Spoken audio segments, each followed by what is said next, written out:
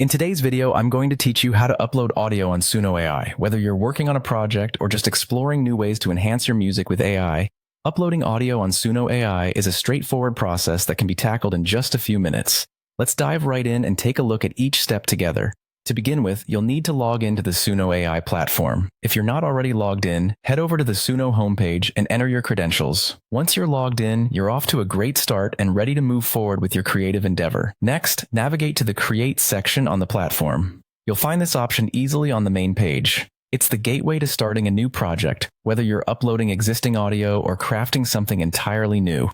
Simply click Create to move on to the next step. After entering the Create section, you'll see various creative options at your disposal. For our purpose here, you'll want to click on Audio. This option allows you to specifically focus on audio files, making it perfect for either enhancing existing tracks or incorporating new elements into your music. Once you've chosen the audio option, the next step is to upload your file. Look for the Upload button. It's intuitive and prominently displayed. Clicking on this button will prompt your computer to open a file dialog, allowing you to select the audio file you wish to upload. This might be any audio format, but commonly it's an MP3. However, there is also an alternative option you can consider at this stage: recording.